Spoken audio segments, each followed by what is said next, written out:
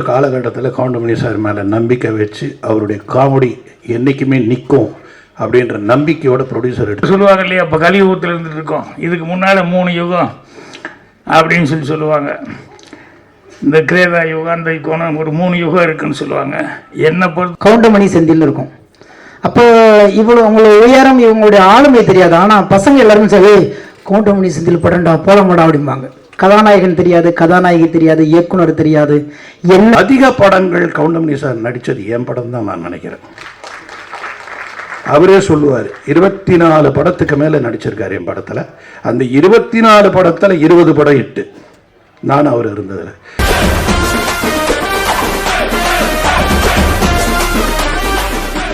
இந்த படம் வந்து முதல்ல கவுண்டமணி சாருடைய படம்.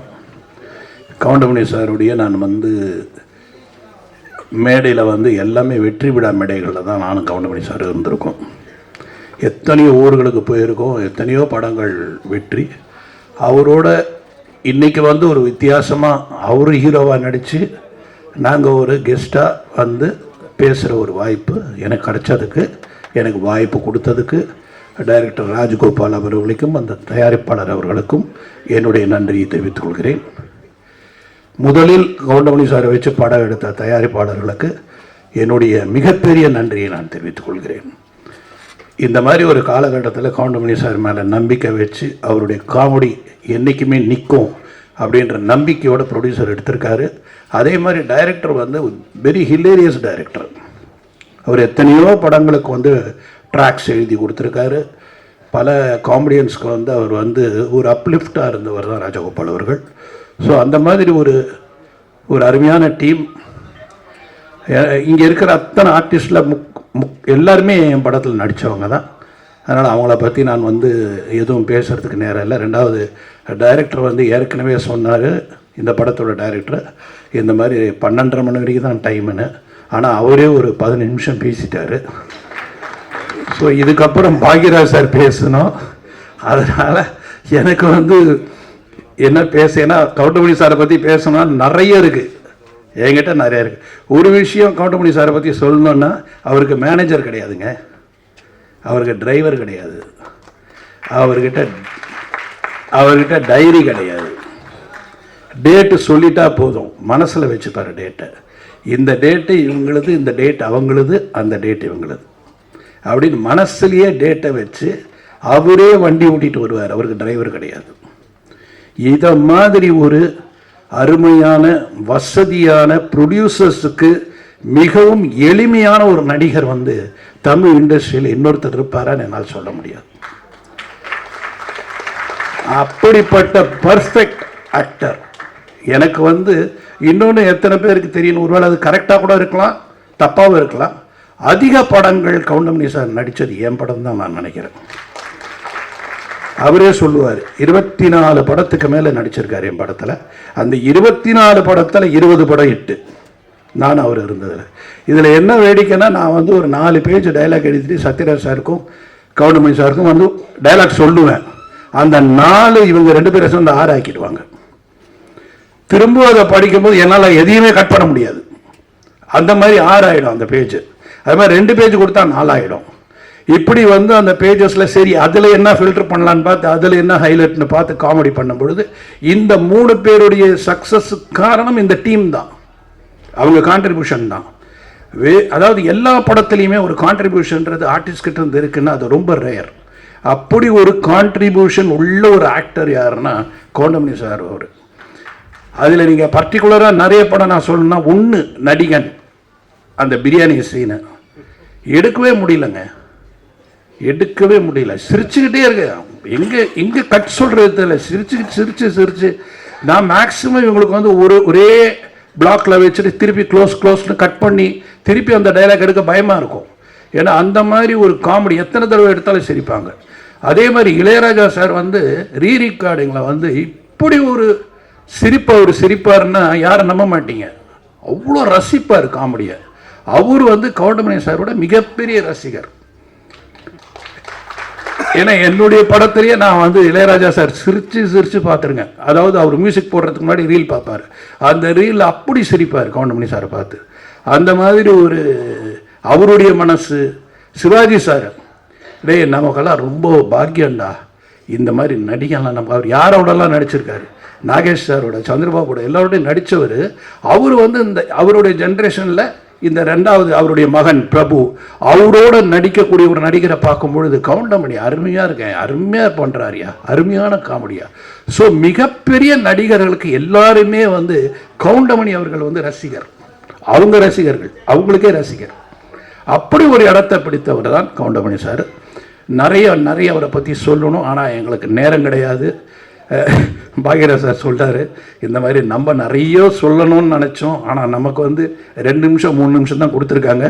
அதுக்கேற்ற மாதிரி மேக்ஸிமம் எவ்வளோ சீக்கிரம் நான் முடிக்கிறேனோ முடிச்சாதான் அவர் பேச முடியும். இன்னும் நிறைய சொல்லலாம். இந்த படத்தோட இசை ரொம்ப நல்லா இருந்தது, ரொம்ப ரசித்தேன் சார் உங்கள் மியூசிக்கை. அண்ட் ஃபோட்டோகிராஃபி ரொம்ப நல்லா இருந்தது. எல்லாமே இதில் உழைச்ச கலைஞர்கள் அத்தனை பேரும் பிரமாதமாக ஒர்க் பண்ணியிருக்காங்க.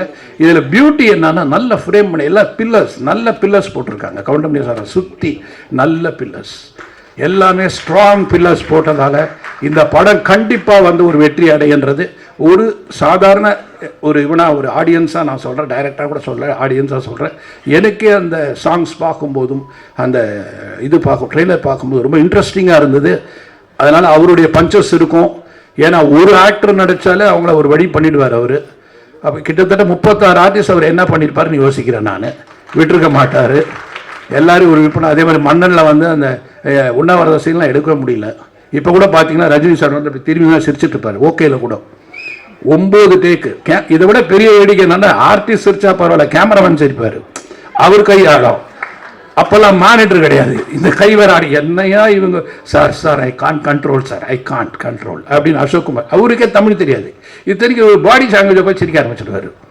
ஏன்னா what you'd understand, no he is very funny, he is doing all fun இப்படின்னு பேசுவார் அவர். ஸோ எல்லாரையுமே மொழி தெரியாதவனையும் சிரிக்க வைக்கிற ஒரு நடிகர் யாருன்னு, அது வந்து கவுண்டமணி அவர்கள்.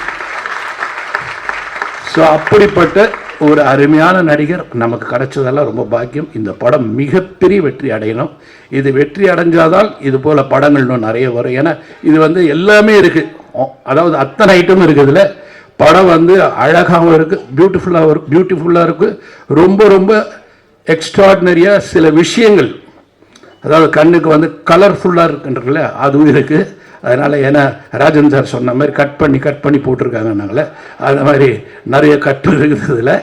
ஸோ எல்லா விதமும் அமைஞ்சதால் இது கமர்ஷியலாக ஹிட் ஆகும்னு நினைக்கிறேன். இந்த டீமுக்கு என்னுடைய வாழ்த்துக்கள். கண்டிப்பாக மிகப்பெரிய வெற்றி அடையக்கூடிய இந்த ஒத்தையோட்டு முத்தையா திரைப்படத்தினுடைய இசை மற்றும் தேர்வு வெளியீட்டு விழாவுக்கு வந்திருக்க அனைத்து பத்திரிகை நண்பர்கள், ஊடக நண்பர்கள் எல்லாத்துக்கும் என்னுடைய பணிவான வணக்கம்.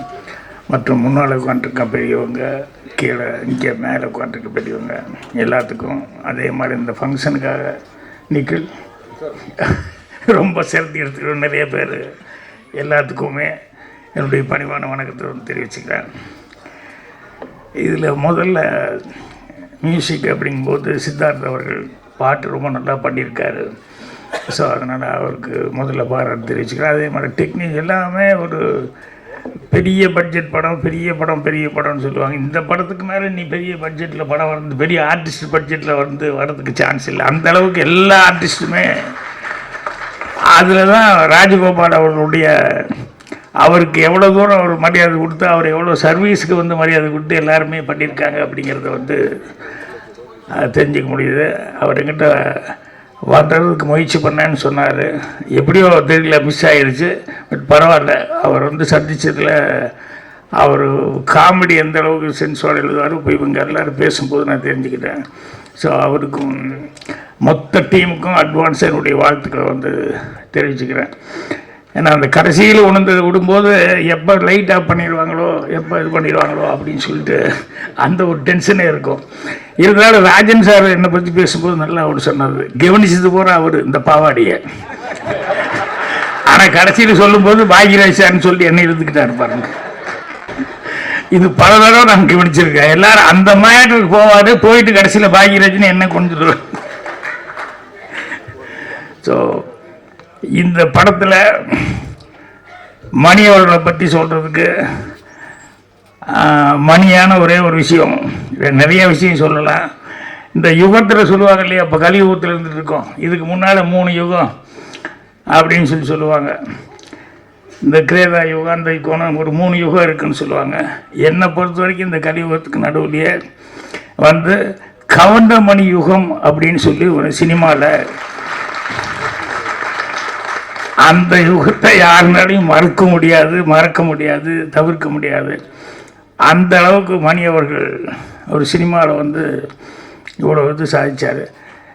எனக்கு எல்லாமே அந்த 92 சீலில் உட்காந்துருக்கும்போது மணி மெல்ல வருவார், வந்துன்னு என்ன ஒரு லுக் கொடுப்பார், என்ன ராஜன் அப்படின்னு, வாங்க மணி அப்படின்னு உட்காந்து அப்படி பார்ப்பார். அங்கே வந்து இந்த ஜோசியம் பலன் உங்கள் எதிர்காலம் அப்படின்னு சொல்லிட்டு புக்கு இருக்குது. உடனே மணி எடுத்துட்டு, ராஜன் எனக்கு கொஞ்சம் பாருங்களேன் அப்படின்னு. இது நான் வாங்கின புக்கு இல்லைங்க, கோபாலகிருஷ்ணன் ரூம்மேட் அவன் வாங்கின புக்கு, இருந்தாலும் உங்களுக்கு படி தெரியுமல்ல, பாருங்களேன், என் கையை பார்த்துக்கிட்டு இதை பார்த்துக்கிட்டு என்ன இருக்குது சொல்லுங்களேன் அப்படின்னு சொல்லுவோம். எனக்காக காமெடியாக இருக்கும். ஏன்னா நமக்கும் ஒன்றும் அதை பற்றி ஒரு பெரிய இன்ட்ரெஸ்ட் இல்லை. ஆனால் ஒரு புஸ்தகம் இருக்குதுன்னு சொன்னோடனே காமிப்பார். அப்புறம் பார்த்துட்டு படிச்சுக்கிட்டு, இல்லை கண்டிப்பாக வந்துடுவீங்க மணி, என்னதான் வந்துடுவீங்க அப்படின்னு சொல்லிட்டு. ஏன்னா ஒரு மனுஷனுக்கு ஹோப் கொடுக்குறது ரொம்ப முக்கியம் இல்லையா, அதை வந்து சொல்லிட்டு இருப்பேன். அதே மாதிரி எங்கள் டைரக்டர்கிட்ட மிகப்பெரிய போராட்டம் பண்ணி அந்த ரயிலில் மணி தான் நடிக்கணும் அப்படிங்கிறதுக்கு எத்தனை நாளாக வந்து அது ஒரு பெரிய ஸ்ட்ரகிளிங் ஆகி, அப்புறம் நைட்டில் வந்து அவரும் டெய்லி கேட்டுக்கிட்டு இருப்பார். பாலகுருணன் நான் எல்லாமே பயங்கர போராட்டம். அதுக்கப்புறம் நைட்டு 12:30 மணிக்கு எங்கள் டைரக்டர் ஓகே சொன்னதுக்கப்புறம் 12:30 மணிக்கு வந்து எல்டாம்ஸ் வாசலில் அந்த படிக்கட்டில் உட்காந்துருக்காரு மணி, வெயிட்டிங் எனக்காக. என்ன ராஜன் என்னாச்சு, வாங்க வாங்க அப்படின்னு சொல்லிட்டு, என்ன சொல்லுங்கள் வாங்க சொல்கிறேன் வாங்கன்னு அப்படியே ஆலயம் கோயிலுக்கு கூப்பிட்டு வந்து, அப்புறம் நானே கற்பூரமெல்லாம் வாங்கிட்டு வந்தேன். இதை முதல்ல கொளுத்தி சாமி கும்பிடுங்க மணி அப்படின்னு சொல்லிட்டு ஓகே ஆயிடுச்சு அப்படின்னு. ஆனால் அந்நேரத்து கோயிலெல்லாம் பூட்டி தான் இருக்குது, இருந்தாலும் அது கற்பூரத்து கொளுத்தி இது பெரிய லைஃப்க்கு ஒரு பெரிய இதாக இருக்கும் அப்படிங்கிற மாதிரி சொல்லி கும்பிடுங்க அப்படின்னு சொல்லிச்சேன். இதெல்லாம் என்ன அப்படியே மைண்ட் நின்றுருக்கு. அதே மாதிரி சுதாவுக்கு ஒரு டைலாக் எழுதினேன். ஏன்னா ஃபஸ்ட்டு ஹீரோவை நடிக்கிறான் ரயிலில்.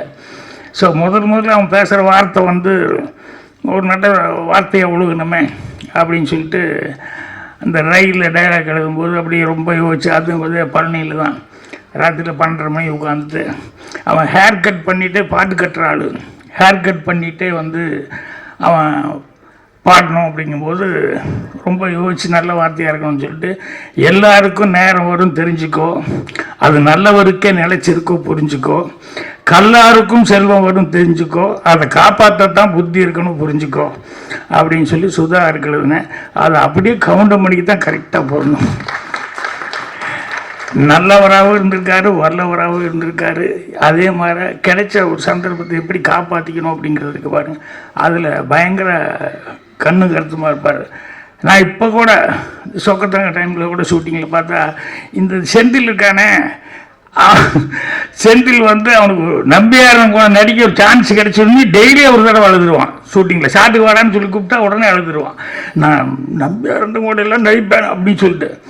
ஆனால் சொக்கத்தக்க ஷூட்டிங் எப்போ பார்த்தோம்னா டெய்லி ஒரு பெட்ஷீட்டு இல்லைன்னா பெரிய போர்வை, அது சீட்டு கட்டு, இது கரெக்டாக எடுத்துகிட்டு வந்துடுவான்.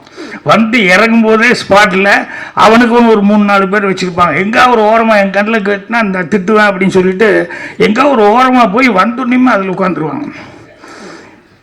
நான் திட்டுவேன், என்னடா இப்படி பண்ணுறேன்னு, பழக்கமாகி போச்சுன்னு என்னென்ன பண்ணுறது அப்படிமா. ஆனால் கவுண்டமணி வந்து உட்கார்ந்ததுலேருந்து இன்றைக்கி என்ன சீனு, என்ன டைலாக்கு அப்படின்ட்டு, எப்பா அவர் எழுதுறது பழக்கம் இல்லை, இருந்தாலும் கேட்டுருங்கப்பா கொஞ்சம் முதல்ல இருந்தால் நானும் கொஞ்சம் அசை போட்டுருந்தா கரெக்டாக இருக்குமில்ல அப்படின்னு. எனக்கு ஒரு பெரிய கெட்ட பழக்கம் என்னென்னா அந்த நேரத்தில் தான் சொல்லுவேன் ஷார்ட்டு வச்சுட்டு. இது சிவாச்சாரிகிட்டே நான் அனுபவப்பட்டு திட்டு வாங்கியிருக்கேன். கவுண்டமணி சொல்லி சரி விடு, அவருக்கு டைலாக் வராது, அந்த நேரத்தில் சொல்லும்போது பண்ணிக்கலாம் அப்படிமா. ஸோ அந்த கிடைக்கிற நேரத்தில் கூட அந்த டைலாக் எவ்வளோ தூரம் இம்ப்ரூவைஸ் பண்ண முடியுமோ, எந்த அளவுக்கு அதை வந்து நம்மளால் அதில் ஏதாவது புதுசாக ஏதாவது செய்ய முடியுமா அப்படின்னு சொல்லிட்டு அவ்வளவு கடுமையாக வந்து உழைச்சிக்கிட்டு இருந்தார். ஸோ அதனால் இன்றைக்கி வரைக்கும் அந்த கவுண்டமணி யுகம் அப்படின்னு நான் சொல்கிறது காரணம் என்னென்னா, அவர் வந்து எல்லாம் லைட்ஸ் இருக்கிறதுன்னு சொல்லுவாங்க இல்லையா சினிமாவில், அந்த லைப்பு அப்படிங்கிறது வந்து அவருக்கு ஆரம்பத்துலேருந்தே நாடகத்துலேருந்து சரி, அதுக்கப்புறம் நடிக்க வந்ததுலேருந்து சரி, இன்னைக்கு வரைக்கும் பார்த்தாலும் அதே ஒரு இதில் தான் இருந்துட்டுப்பார்.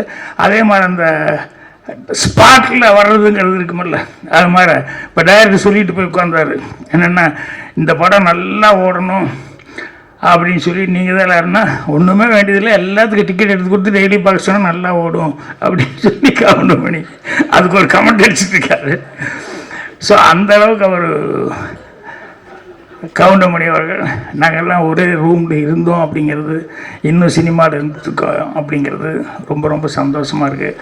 அதனால் கண்டிப்பாக அவருடைய மரியாதைக்கு, அவருடைய சர்வீஸ்க்கு அவர் மேலே இன்னும் ஜனங்கிட்ட அந்த இது இருக்குது. அதனால் அதுக்காக இந்த படம் சிறப்பாக ஓடும். அப்புறம் இந்த படத்தில் ரவிராஜா ப்ரொடியூசர் வர முடியாமல் போயிடுச்சு. ஆனால் இணை தயாரிப்பாளர் லட்சுமி ராஜன் வந்திருக்காரு, நல்ல சிறந்த மனிதர்.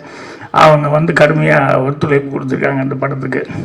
இது எல்லாத்தையும் தாண்டி இந்த படம் இன்னும் கதிரேசனும் ரஞ்சித் அவர்கள் இந்த மாதிரி இவங்க எல்லாமே வந்து படம் வெளியே வரணும் அப்படிங்கிறதுக்கு எல்லாருமே இது பண்ணியிருக்காங்க. இதுக்கு எல்லாமே ஒரு சின்ன ஒரு என்ன சொல்லுவாங்க, அச்சாணின்னு சொல்லுவாங்களே சின்னதாக, அது மாதிரி புவனேஷ் இவன் தான் கடைசி நேரத்தில் இந்த படம் வெளியே வர்றதுக்கு ரொம்ப கஷ்டப்பட்டு எல்லாம் பண்ணிக்கிட்டு இருந்தான். அந்த புவனேஷ் அவர்களுக்கு நிறைய டிகிரி வாங்கி நிறைய படிச்சிருக்காப்புல. ஆனால் எந்த இது எடுத்துக்கிட்டாலும் அது பிரதிபலன் பார்க்காம அதில் கடுமையாக ஒழிக்கக்கூடிய ஒரு ஆள். ஸோ இந்த படத்தை இப்போ எனக்கு தெரிஞ்சு இந்த ஒரு 3-4 மாதமாக ஃபுல்லாக இதை பற்றியே கான்சன்ட்ரேஷனாக இருந்து ரொம்ப இந்த படத்தை வெளியே வர்றதில் வந்து ரொம்ப முயற்சி எடுத்துக்கிட்டாப்புல. ஸோ இவருக்கு நண்பர் சீமானே ரசிமன்றாள் அவரெல்லாம் வந்து இவருக்கு பெரிய பக்கபலமாக இருந்திருக்காங்க.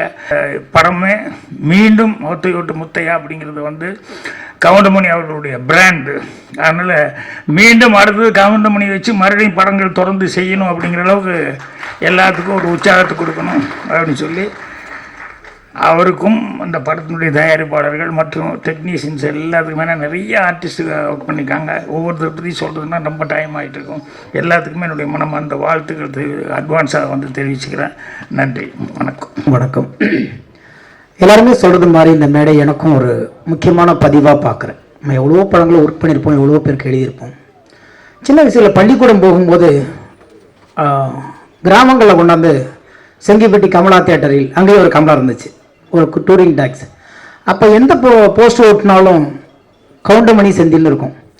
அப்போ இவ்வளோ உங்களோட உயரம், இவங்களுடைய ஆளுமை தெரியாது. ஆனால் பசங்க எல்லாரும் சரி கவுண்டமணி செந்தில் படம்டா போலமாடா அப்படிம்பாங்க.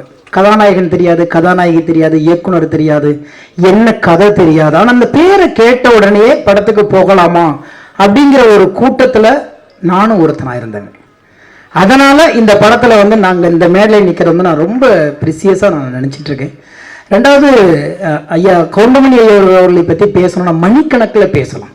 ஏன்னா அவர் ஒரு காலகட்டத்தில் அந்த சினிமாவுக்கு நான் வந்ததுக்கு பிறகு நிறைய மனிதர்களை பற்றி படிக்க போகும்போது பார்த்தா, கதாநாயகர்களை நம்பி எடுத்தார்களோ இல்லையோ, ஐயா கவுண்டமணியை பற்றி நம்பி எடுத்த தயாரிப்பாளர்கள் ஏராளமான பேர் திரையுலகில் இருந்துட்டு இருக்கிறாங்க. அவர் காய்ச்சிட்டு இருக்குன்னா படம் எடுக்கலாம் அப்படிங்கிற ஒரு காலகட்டம். அதே போல இன்னைக்கு வந்து எனக்கு ரொம்ப ஆச்சரியமா இருக்கும், எவ்வளவு பெரிய நிகழ்வுகளை கூட ஒரு புன்னகையால் கடந்து போகலாங்கிறத வந்து அழகா சொன்னது அவர் தான். இன்னைக்கு உலகத்திலேயே மிகப்பெரிய சர்வாதிகாரியாக நினைக்கப்பட்ட ஹிட்லரையே ஒரு நகைச்சுவை நடிகன் தான் ஈஸியா வந்து ஒரு கேளிக்கை சிரிப்பால கடந்து போனோம். சார்லி சாப்ளின்ங்கிற ஒரு மிகப்பெரிய நடிகன், அவன் பெயரை சொல்றதுக்கு பயப்பட்டுச்சு உலகம், ஹிட்லர்னு பெயரை சொல்றதுக்கு பயப்பட்டுச்சு. ஆனால் ஒரு நகைச்சுவை கலைஞன் திரையில நின்று சாதாரணமா போற போக்குல தூசியை தட்டி வருவது மாதிரி ஒரு ஒற்றை புன்னகையால் கடந்து போனான். அந்த விஷயத்தை அப்படியே மொழி மாற்றி தமிழ் திரை உலகத்துல பாத்தீங்கன்னா, இவர் எவ்வளவு பெரிய விஷயங்களையும் ஈஸியா ஒற்றை சிரிப்புல கடந்து போக கத்துக் கொடுத்தவர் ஐயா கவுண்டமணி ஐயா அவர்கள். அவருடைய படத்துல இன்னைக்கு நானும் ஒரு ஓரத்துல ஒரு புள்ளியா இருக்குங்கிறது ரொம்ப மகிழ்ச்சியா இருக்கு. இந்த படத்துக்கு நான் இங்க இருக்கிறதுக்கான காரணமா இருந்தது வந்து இயக்குனர் ராஜகோபால் சார். அவர் 10 வருஷத்துக்கு முன்னாடி என்ன கதாநாயகனை வச்சு படம் எடுக்கிறதுக்கு ஒரு கதை சொல்ல வந்தார். அன்னையிலேயுமே நாங்க சிறந்த ஒரு நட்போடு நாங்க பழகிட்டு இருக்கிறோம். அப்ப நாங்க ஒரு முடிவு பண்ணோம், ஆனால் கவுண்டமணி ஐயா பேசின பஞ்சு டயலாக்லாம் வச்சு ஒரு பாட்டு பண்ணலாமான்னு எடுத்தோம்னா கொட்டுது. ஒரு 50 பாட்டு பண்ணலாம் உங்களுக்கு, அவ்வளவு நகைச்சுவைகள். ஆனால் எல்லாத்தையும் ஒரு அடைக்க முடியாது இல்லையா, ஒரு சங்குக்குள் சமுத்திரத்தை அடைக்க முடியாத மாதிரி ஒரு சின்ன துளி இந்த படத்துக்கு எதெல்லாம் தேவையோ எதெல்லாம் வேணுமோ எடுத்துக்கிட்டு அதை ரொம்ப சிரமப்பட்டோம். அந்த அந்த டயலாக்கை மட்டும்தான் ஒரு வார்த்தை கூட நான் யோசிக்கவே இல்லை. அண்ணன் ஏற்கனவே பேசி வச்சுட்டாங்க. நாமெல்லாம் ரசித்த வரிகள், ரசித்து கைத்தட்டின வரிகள், அதையெல்லாம் எங்கெங்க கோக்கணுங்கன்ட்டு இயக்குனர் இது இசையமைப்பாளர் சித்தார்த்து கூட உட்காந்து அந்த பாட்டை பண்ணோம். எனக்கு ரொம்ப மன நிறைவாக இருந்துச்சு. இன்னைக்கு நான் கேட்கும் பொழுது வீட்டிலேயே சிரிச்சுக்கிட்டே இருப்பேன். அந்த பாட்டு எழுதும்போது நம்புறீங்களே இல்லையே ஒரு 50 பக்கம் எழுதியிருப்பேன் அதுக்கு.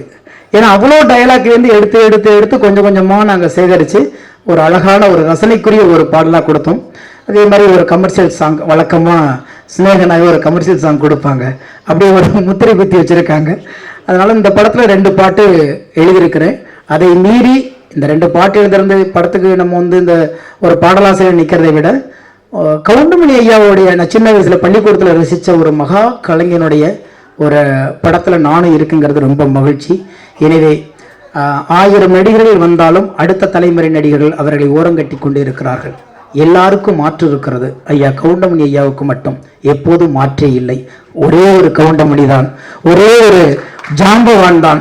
ஏன்னா அவரோட இடத்தை யாராலும் நிரப்ப முடியாது. ஏன்னு கேட்டீங்கன்னா அவரு திட்டினா மட்டும்தான் யாருக்கும் கோபம் வராது, அவரு கிண்டல் பண்ண மாதிரி தான் யாருக்கும் ஒரு மாதிரி அந்த செய்யா வராது. ஏன்னு கேட்டீங்கன்னா நேசிச்சிட்டோம். பிடிச்சவங்க எவ்வளவு சொன்னாலும் பிடிக்கும் இல்லையா நமக்கு, பிடிக்காதவங்க சிரிச்சா கூட நமக்கு பிடிக்காது, ஆனா பிடிச்சவங்க முறைச்சா கூட பிடிக்கும் இல்லையா.